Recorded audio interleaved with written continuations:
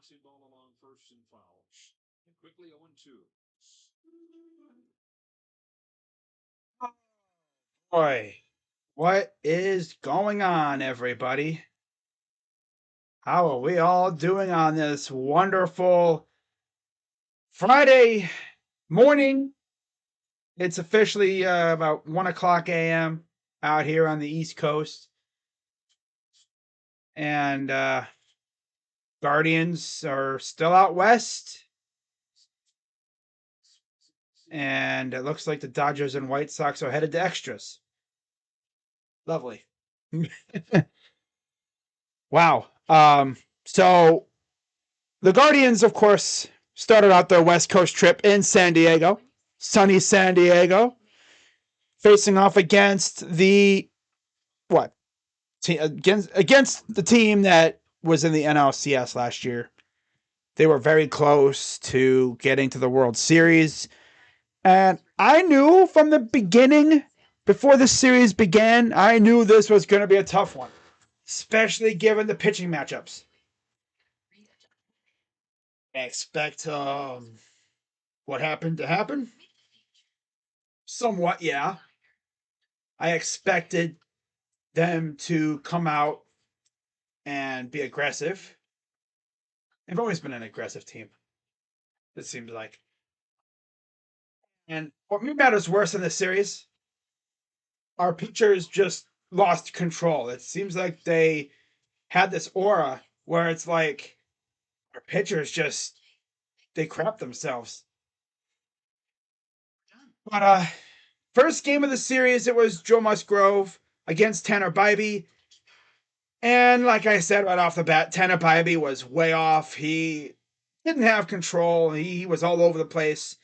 And they torched him a little bit. Xander Bogaerts got the scoring started, bottom of the first, with a sac fly. And then Gary Sanchez. In case you forgot, he exists in San Diego now. He's actually raking over there. He's turned into Barry Bonds. And he's taking full advantage of the fact that that left field is kind of like what the short porch is for Yankees hitters in right field. Have like their left field short porch kind of thing going on there. And they took full advantage of it. I think all the homers that they hit in this series, which they hit quite a few, I think almost all the homers went to left field. Like, I'm talking full on left field. I think they only had like one that went like left center. And I mean, they were just teeing off. I mean, damn, I knew they had a dangerous lineup. My God. So he homered. It's 4-0. And then Josh Bell delivers one to right field. And it's 4-1. And then Tatis homered, bottom second, made it 5-1. And then, hey, Stephen Kwan grounded out, made it 5-2. Bogart struck again with a double, made it 6-2. And then top of the sixth, Tyler Freeman sac fly made it 6-3. And that would be it. That would be it. That's all we would get. And in terms of how the pitchers did, for Joe Musgrove, 6 innings, 7 hits, 3 runs, 1 walk, 5 Ks, and a homer. And for the Guardians, Tanner Bybee, like I said, he was kind of stinky. I mean, he didn't really have control. 4 innings, 8 hits, 6 runs, 2 walks, 3 Ks, 2 homers. Another thing that hurt us in this series was walks. It seemed like we walked like a dozen batters in this series. And for a pitching staff that's usually been very good about avoiding walks, all of a sudden we just couldn't stop walking people, man. It's like a walkathon. It's a straight up walkathon in this series. I'm like, no way these guys have that good of an eye. My God. And not to mention, it didn't really help that our pitchers tried to nibble. They tried to nibble and they tried to like Bob Ross these guys. And instead, these guys just sat on it. The Padres just sat on a lot of those pitches. And then when they saw one that was thrown in their spot, they would go, bam, and that thing would be launched far. Yeah, so that was not a fun start to the series. Again, Bybee, 4 innings, 8 hits, 6 runs, 2 walks, 3 Ks, 2 homers. It seems like batters are starting to figure him out a little bit. And I want to see how he adjusts because he has to. It's the way the league is. You might, as a rookie pitcher, you might have a couple good starts because teams really haven't been able to lock in on you yet. Then once they do, you got to adjust. And Bybee, you can tell like they're getting on to him a little bit. His stuff is still good. It's just in this game he didn't have control. So Musgrove got the win. He's 4-2, 4.37 ERA. Tanner Bybee takes what the heck? Took another loss, 2-2, 3.91 ERA. And then Hader got his 16th save of the year. They freaking brought in Gabriel Arias to face Josh Hader. Like, is Tito a masochist or something? Does Tito enjoy watching Gabriel Arias try to hit these closers and he always looks just lost? He's overmatched every time. I mean, at least Gabe's getting good at bats, but yikes, he's had some bad ones lately. Now, of course, to make matters worse, the Twins beat the Brewers, so another game back. Oh, this game was bad, but it would get worse because the very next night, I streamed the game, of course. We wouldn't even score a run. Not at all. Michael Wacha against Aaron Savale. Wacha looked like prime Cardinals Wacha as he would go out and shove 6 2/3, 4 hits, 1 walk, 5 Ks. I guess that's shoving in his sense, I guess. And then Aaron Savale tried, I guess. But again, the walks. They killed him. 3 2/3 innings, 5 hits, 2 runs, 4 walks, 7 Ks, and 2 homers.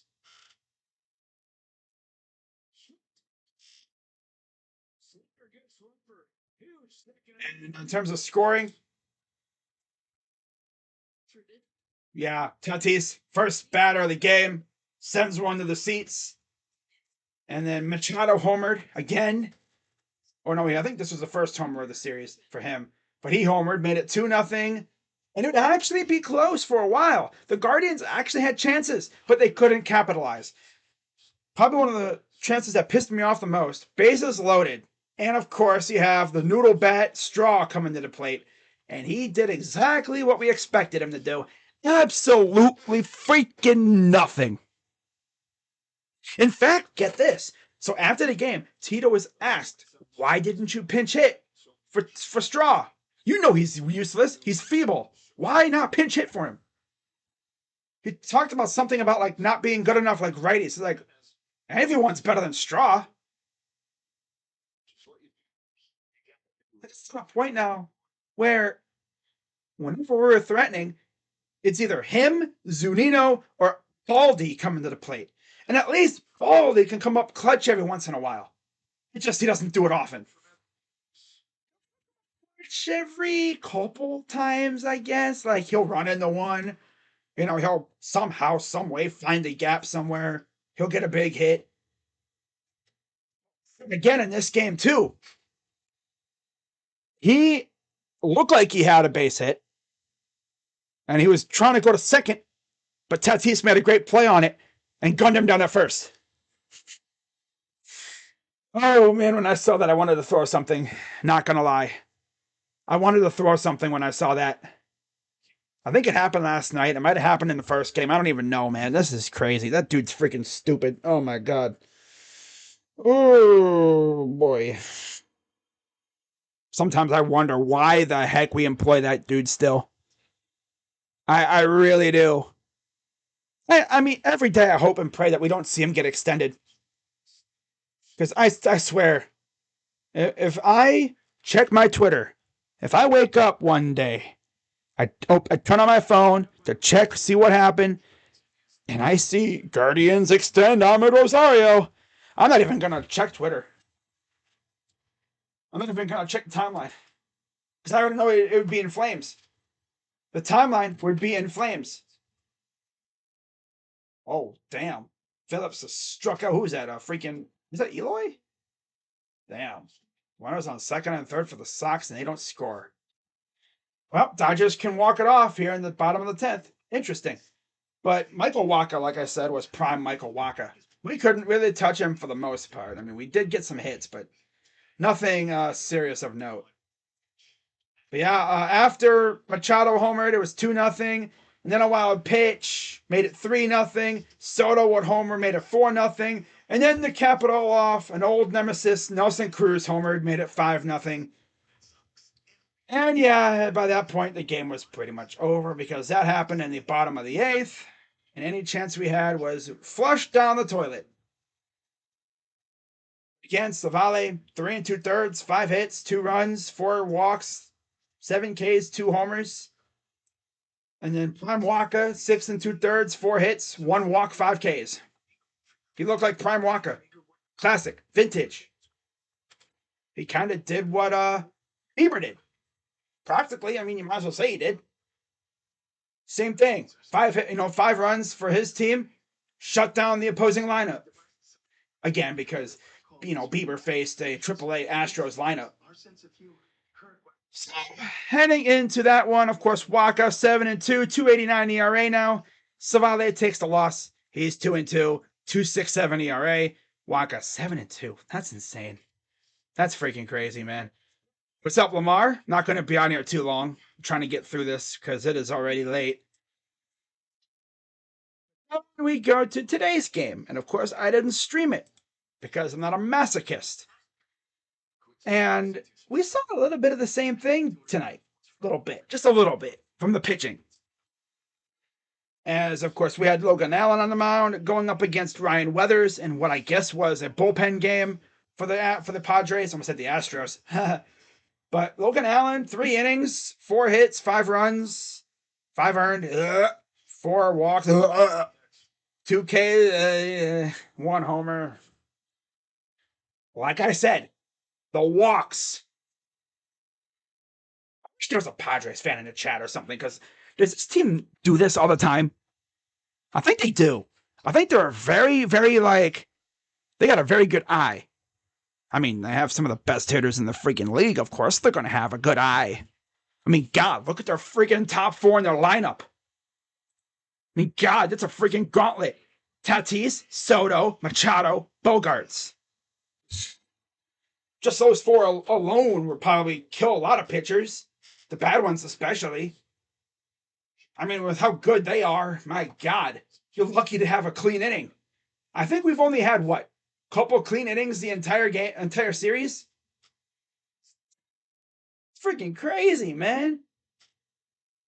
I don't think I can remember a Guardians or Indians lineup that was as vicious in the top 4. I'd probably have to go back to during the playoff run a couple years ago, probably.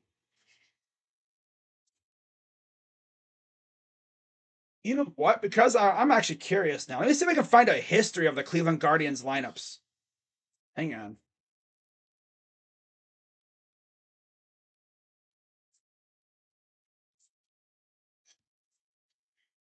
Here we go. Team history and encyclopedia? Is this what I'm looking for? Let's see what our lineup looked like in 2017, because I'm pretty sure that might have been a lineup that would probably compare the most to what we are seeing from this Padres team. 2017. The one that lost in the ALDS.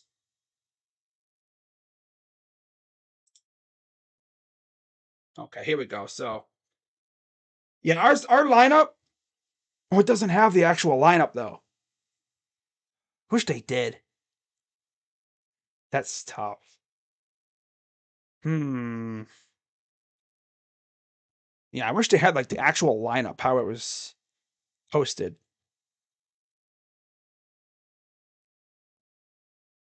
Yeah, I guess they don't. Oh well. Oh, all-time roster. Oh, starting lineups. Here we go. Is this historically or no? Oh, here we go. I wonder if I can go back to past years. Probably not. Oh, I can. Oh, sick. Let's go back to let's go 2018. Right, 2018? No.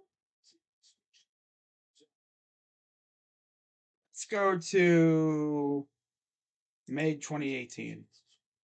We're gonna go to May 9th. All right, so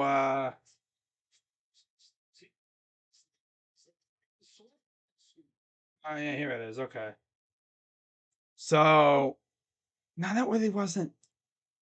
Can't go back any farther. Darn. Oh well. Yeah, pretty much. Oh, here every opening day lineup in Indians history. Let's see if I can find it on here.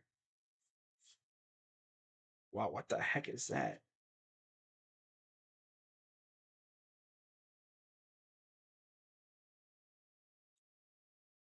I'm not trying to get copyrighted because this dude has a dope ass freaking walk up song. Literally, I don't think the Guardians have had a lineup as vicious in the top four as what the Padres have had. Maybe, you know what? Let me look at this. Hang on. I got an idea. Let me do this. Okay.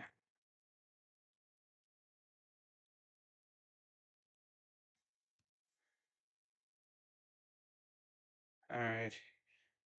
Let me do this.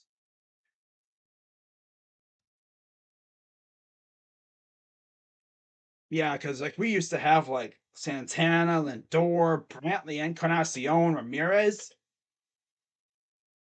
Just like looking, just thinking about that four, man, that's crazy.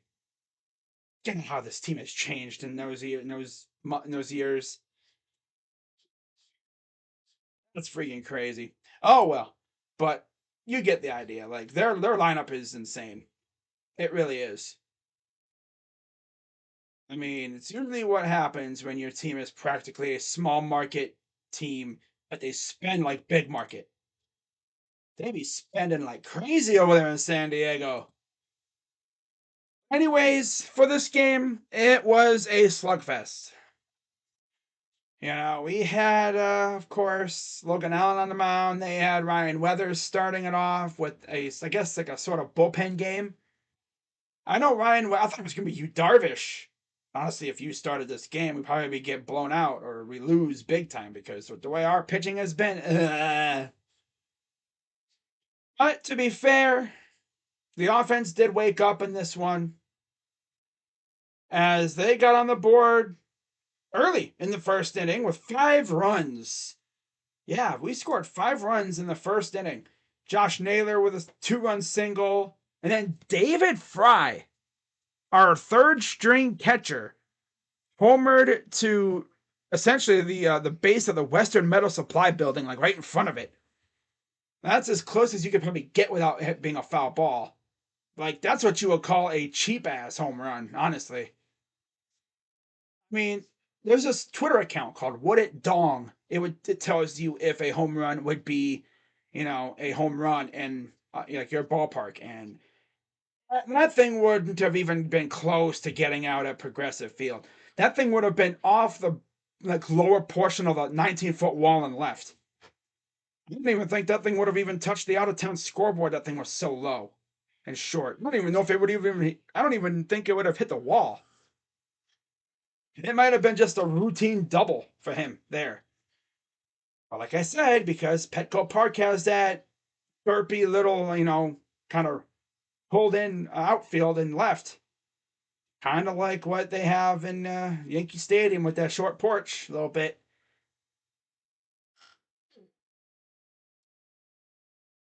That was crazy. This dude hits his first major league home run in San Diego. That's freaking nuts. If you're wondering where he came from, we got him in the JC Mejia trade. You're like, JC Mejia? Why does that name sound familiar? Because he pitched a couple years ago when our pitching staff was falling apart at the seams because of injuries. And he was absolutely garbage. He got suspended last year, 80 games for PED, for steroids or something, and he still stink. Imagine taking steroids and still being garbage. You're so bad, not even steroids could help you out. That's tough. But yeah, after that, it would be a dogfight because we would score 5. Bottom of the first, Manny Machado taking advantage of 2 walks again. 3-run shot again, of course. 5-3, just like that. Jose would double in the top of the second and made it 6-3. And we actually put up a couple goose eggs. How about that, huh? Now, in terms of hits, I don't think I think they got at least 1 base runner most innings in this game. But yeah, we were able to put up some goose eggs in the score sheet on their end. But they did climb back a couple times, though. Made it a little scary for us. Just watching this freaking, was this like a usher or something running along the first row, like trying to not impede the view of the people sitting right there in the first row. She's like scurrying across, and of course she has this big hairstyle, so it's like kind of like a bush. You know, you're just like watching her scurry across the screen. Oh, that's funny. But hey, I'll give it. Like I said, Jose Ramirez doubled, made it 6-3, and then we'd put up a goose egg on the bottom half. Then top of the third, we don't score. Bottom of the third, they had 2 runs from Brandon Dixon. Why haven't I heard that name before? Is he a former Tiger or something? But anyways, he got 2 runs there, and it was on arguably the derpiest freaking hit I've ever seen.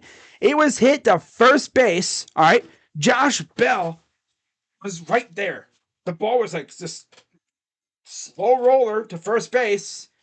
Bell takes it, and he almost didn't even get Kim. Almost didn't even get Dixon out. He almost didn't even get him out. He barely got him by like a toenail, by a freaking cleat tooth or whatever. He got him by the length of a cleat, I think. And they did score 2 runs though. Made it 6-5. Top of the fourth, Jose would strike again. RBI single made it 7-5. And then Trent Grisham, bottom 5, RBI double made it 7-6. Top of the 8th, Andres Jimenez would put the essential final nail in the coffin of the Padres with an RBI single, made it 8-6, and that would be it. Yep, that would be it. And Logan Allen, he wasn't very good, to be honest with you. He could have definitely been better. As he went out and did 3 innings, 4 hits, 5 runs, 5 earned, 4 walks. I want to vomit every time I see that stat. 2 Ks and a homer. And then as for Ryan Weathers, he only lasted 1 2/3 innings, 7 hits, 6 runs, 6 earned, 2 Ks and a homer. After that, Carlton came in there, gave up 2 hits and 2 innings with a run allowed, 3 Ks. And then after that, their bullpen pretty much kept it quiet, except for Martinez, who gave up essentially the 8th run that allowed us to have this lead. And you could just tell Tito really wanted this game because he brought out Emmanuel Clase for a rare 4-out save. He really wanted this one. He wasn't going to let this one slip away. Like I said, the Guardians are very good at avoiding sweeps. So Clase comes out and he had a little bit of trouble. Everyone, a little bit. Well, no, he didn't have a lot of trouble. Who was it that freaking had a lot of trouble in this one? Wasn't it freaking wasn't it Logan Allen? He walked like 2 other people, got to Machado, and then buzzed right through him like nobody's business. I think it was him. Yeah, as for Emmanuel Clase, he was solid. He had a walk and a strikeout. He's good. And of course, Baldy had another, brain dead, mush brain play, as he always does. Seems like every game he has one of those. But on the bright side, no errors, which is nice. Clean baseball for the most part, except for the mush brain moment by Ahmed trying to go to third when he should have went to second for the easy out. I don't think it really hurt us that bad. But the win goes to Trevor Stephan. He's 3-2 with a 2.40 ERA. Weathers took the loss. He's 1-5, 6.08 ERA. And Class A nailed down his 21st save of the year. He's got a 2.70 ERA. And I'm pretty sure if the All-Star game was decided now in terms of rosters, I'm pretty sure Class A would be in the All-Star game. Yeah, I'm pretty sure he would be in the All-Star game because he leads the league in saves. And in fact, there was a moment in the 9th inning, looked like he had a strikeout, and the ump called it a ball. The very next pitch, this dude pumped out 102. This dude's cranking out 102. He went from not even touching 100 miles per hour for like a month and a half to now busting out 102 out of nowhere. Oh, okay. All right. This dude can be unhittable at his best. But the Guardians won their third game of the series. They avoid the sweep. They win 8-6, 14 hits, and allowing only 9 hits by the Padres. And the Padres are going to be a very interesting team to watch as we get closer to the deadline because, as we know, they're very aggressive. Do you think they could trade for Shane Bieber? I mean, we do, our GMs do have a good little rapport, I guess, with each other. They do, do a lot of stuff. I mean, heck, if you look at our lineup, I swear like half the lineup was freaking former Padres. My God, freaking Bell. This is funny. Bell, Naylor, Arias, all former Padres. And did we have any on the bench? I don't think we had. I don't know if we had any on the bench or not. Well, yeah, we had 3 former Padres playing in this game. That's kind of funny. Call us the freaking Cleveland Padres. But on a serious note, the Padres could be a team that might go after Bieber if they really need him. I mean, heck, they'd probably turn him into 2020, 2019 Bieber again. The way they are. And he would be reunited with Ruben Niebla, who used to be our pitching coach. Or like he wasn't like what Carl Willis is, but he was the coach that was like more into it with them. He wasn't like that kind of coach. No, Carl Willis, I don't think he was. No, Willis was here with Niebla. I think Niebla was more like a developmental guy.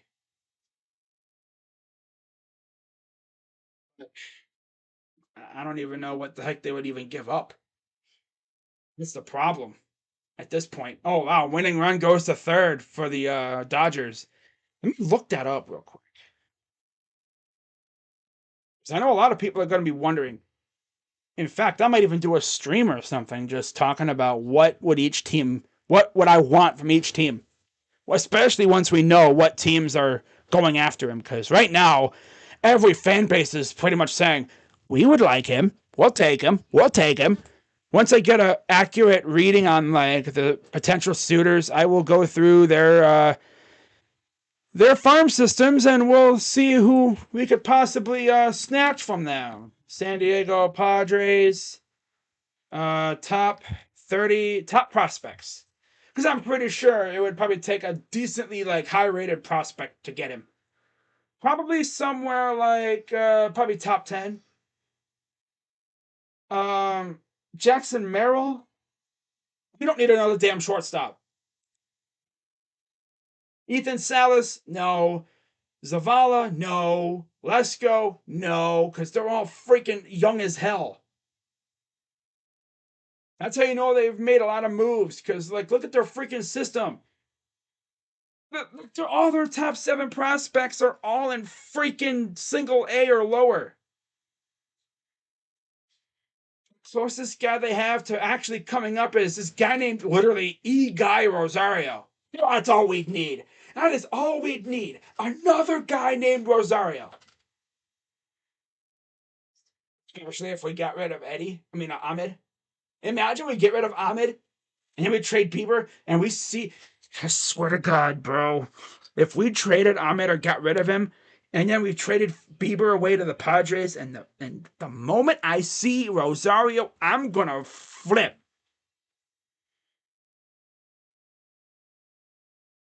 I don't even think they'd even be interested in him. I think the Cardinals would be an interesting fit. I think Baltimore, definitely. I would love Baltimore. They have some good pieces over there. I would definitely be interested in in dealing with them. Colton Cowser, Austin Hayes, Mountcastle, something like that. Santander, bring him back. Nah. But they have some decent pieces over there I would at least inquire about. If we even trade Bieber, we might not even trade him. That's the thing. We don't even know if we're going to trade him. It would be smart, considering we're probably not going to freaking extend him. And we'd probably be able to get a decent amount for him, because all we'd need is to not sign him and then lose them for nothing, or wait until the summer or wait until the winter and then have him. I think that's probably what we're going to do. Probably going to trade him in the winter. We might gauge interest this summer, and then we might not trade him until the winter. We're just telling the team's interested. Yeah, we'll trade him in the winter, because he's been kind of stinky lately, and I don't think we'd get a good haul for him. But it's always a risk, though, because you never know. He could get hurt. Knock on wood. Speaking of which, let me actually look real quick before I head into the other series.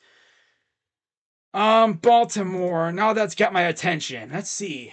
Jackson Holiday, no. Cowser, yes. Kerstad, yes. Hall, I don't think they would trade DL Hall. But Kerstad definitely has my attention. He has my attention big time. Kerstad, Cowser, two really good outfielders. They're lefties too, which would be nice. But again, we'll see what happens there. Because the trade deadline is coming up. When is the trade deadline? Isn't it in August? Yeah. August 1st. So we will be about a month away in 2 weeks. Yeah, 2 weeks away from being a month away from the trade deadline already. My God. It's usually right around the All-Star break when you start really hearing rumblings. I wonder who will be the first team to make a move. It's usually right around now when we start seeing teams making some moves. Oh, Betts almost just won it right there. Anyways, on to the upcoming series against the Diamondbacks. All right, so yeah, we win the second game. We win the final game 8-6. Stephen got the win. Weathers with the loss. Clase with the 21st save. Went through all that already. Love to see it. Game 1 tomorrow against the Diamondbacks. Ooh. 9:40 p.m. It'll be Tristan McKenzie, 0-1, 4.50 ERA, 15 strikeouts against Zach Gallen, 7-2, 3.09 ERA, 93 strikeouts. And I tell you one thing, the Diamondbacks are an electric factory this year. Very good team over there in Arizona. Oh, almost just won it again. Against McKenzie, only Christian Walker, a guy that Guardians fans wanted, I think, this offseason. 1 home run, 3 RBIs, and 3 at-bats. Nobody else has really had any success against him for the most part. They're all 1 for 3, or they have no hits, or 1 for 2. Oh my God, he's hitting everything foul, man. Come on, Mookie. Stop teasing, man. Stop trolling. Just hit a dinker right into the freaking center field. And against Gallen, only Ramirez has any success. He has 1 RBI. Yep, 1 RBI on Gallen. Should be interesting.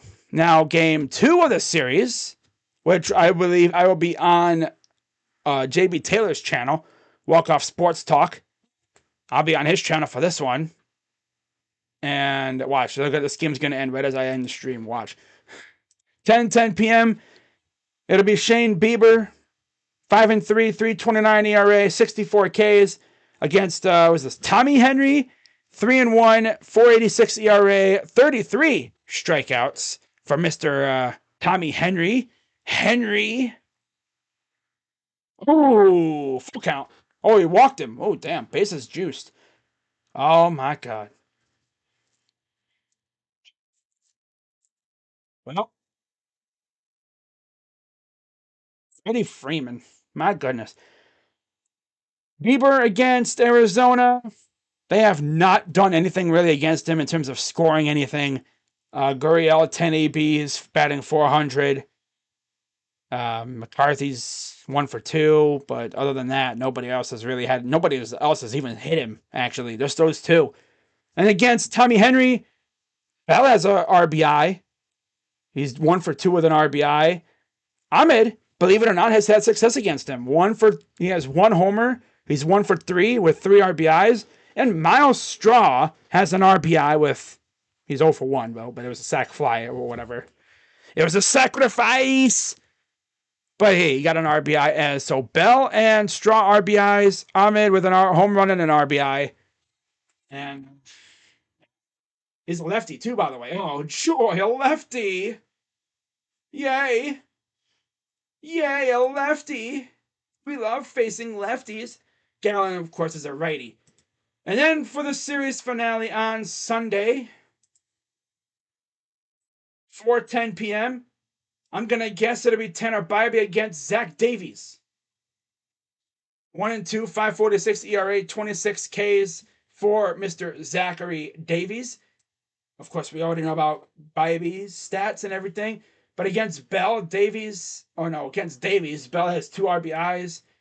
Ahmed has a home run and 3 RBIs on him, too. Wow. So, that's it. Yeah, that's it, pretty much. And then we have an off day. And then we're back at home to face Oakland. Whoa. So that Oakland series will be, Savale, Allen, and Bieber. Wow. Dude, they're like literally 1 pitch away from walking in the winning run. Are the Dodgers really going to win on a walk-off walk? Oh, that's tough. Oh, boy. But, yeah, that's pretty much it, guys. Let's see if the Dodgers walk it off here. Yep. He's not even going after it. Freaking center fielder didn't even go after it. That's tough. He just stood there like, this game's over. Well, on to our next opponent or whatever. That's tough. Because you had to figure anything hit past the infielder is going to score a run. Didn't even bother to go back there. He was just like, well, that's done. Okay. Game over. So, that helps too. We win. And how did the other teams in our division do today anyway? I know the Tigers, they didn't. Oh, yeah, they beat the Twins. Good job. But yeah, we won too, so that's good. So in terms of where we stand in the division, what's up, Yusuf? I'm doing great. 2.5 games behind. Big series coming up. Yep, against the D-backs, and then we have Oakland. And as you can see, wait here. As you can see, day 16. We're on day 16 officially of Bow Watch. So I guess we'll just have to hope that Bow Watch happens soon, and hopefully someday, really soon, Bo will be a Guardian for real. And he won't be leaving for a couple years, maybe ever. Because we have an owner who's in a Blitzer who's going to spend some money. Another time he's done with arbitration, Blitzer should be the owner. And that's the way I would set it up.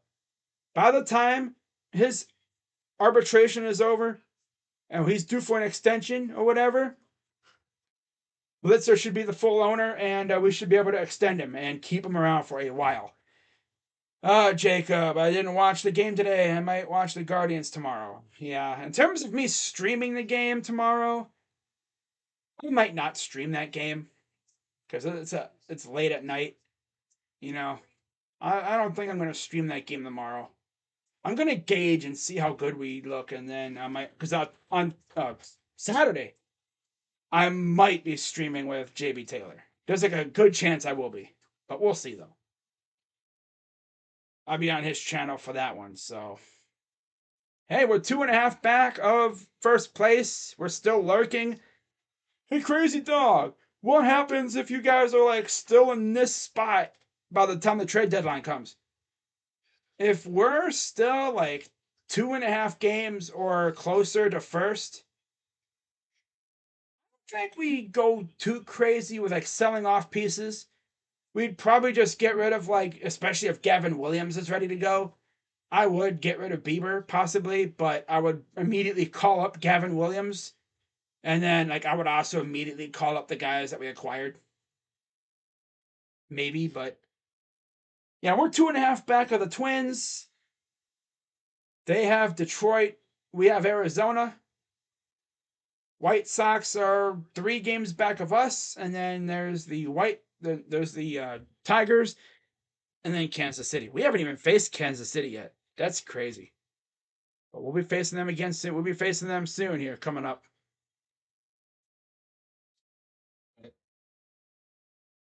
Should be a fun series against the Diamondbacks. But I'm not going to stream tomorrow's game. No. I will be back streaming, though, on this channel, probably for the Oakland series. Because I'll be streaming on JB Taylor's channel. I'll be on JB Taylor's channel for the game on Saturday. So don't be coming here looking for a stream, because it won't be on this channel.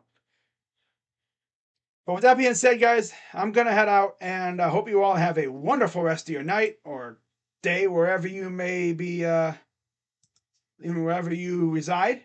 We better beat the D-backs, I swear to God. What? Plazak? What about Plazak? He freaking got put on the inactive list because he's a bum. What do you think of the trade? We get Shohei for Bieber, Rosario, and nah. Oh, I see. You're saying autocorrect. No, they would never do that. Unless you do a Jedi mind trick on whoever the GM of the Angels is. But yeah, that would never happen.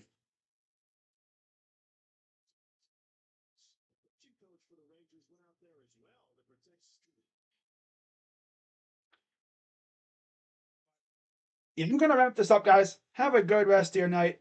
And I will see you probably Saturday on JB Taylor's channel.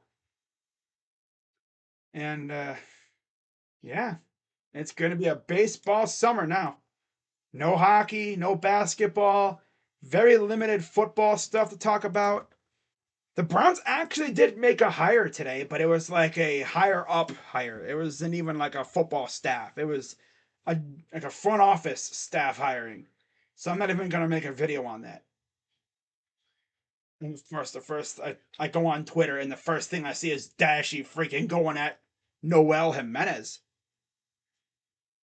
What's this dude freaking doing, huh? Wait, Noel's a Braves fan, isn't he? Yeah, he's a Braves fan. Odd behavior, right? This dude's like, we're being humble over here in Cincinnati, Reds country. We do have a chance to take the division lead by the end of the weekend. To be honest, the Reds are looking good, but their division kind of stinks. Let's be honest. Hey, I will say, it is nice seeing the Pirates actually doing good for once. They're doing good. It's nice to see. Maybe Charrington and them finally learned their lesson. It was like, hey, so this is what happens when you call up your top prospects? This was fun. Let's keep doing it. Maybe they learned. Right? We need to learn that lesson. Call up your top prospects and let them roll. See what they do. For all we know, Bo Naylor could come up and just start mashing left and right like he's doing in AAA. Right? Add some juice to this freaking lineup. Never know. Especially with how like Jose and them are playing right now. You add a little bit more juice, especially maybe to the bench. We might take off. You never know. You never knew. But yeah, guys, that is pretty much going to do it. I hope to see you all in JB Taylor's stream on Saturday night, unless it changes. But I will not be streaming tomorrow night. I'm gonna take a break. These West Coast games are taking a toll, man. I mean, staying up until freaking midnight to watch a game. How the heck does? Hate that. And the thing is, we got to do this every year now. I mean, in the old days, the only time we'd go out west was to face the AL West, and you're only in California what twice, and then you're in Seattle once. No, it's like you probably go to Cali a couple times. This year we go to Cali, well, Oakland, San Diego, and San Francisco, and then the Anaheim. So that's 4 times we got to go to California. I see those were a bell. He was like, what do I do? Caught between go to ball, go to plate, ball, plate, ball, plate. It's easy. Ball, and then plate. All right, I'm done stalling. I'm going to end this stream, guys. Dude, President, don't even start that. We all know who'd win. Dashi wouldn't stand a chance. Let's be honest. But yeah, guys, I will see you all on Saturday night. I might do a video tomorrow. We'll see. We're officially on summer break for the Browns, so I might do a couple of videos here and there just talking about rumors or whatever. I don't know. Haven't heard anything. It's been quiet. I like it. But yeah, I hope to see you all Saturday night on JB Taylor's channel for D-backs guards. Unless, something changes, which I will, of course, let you know if something does. But hope to have, more information on that as we get closer. But let's freaking go. Avoided a sweep. Let's take the series against Arizona, head back home for Oakland, and then just keep rolling. All right? Sound good? Yes, sir. I will see you all Saturday night. Unless noted. Maybe I do a video tomorrow or today. Maybe I don't. Who knows? But I'll see you guys later. Go Guardians. I'm out. Bye-bye.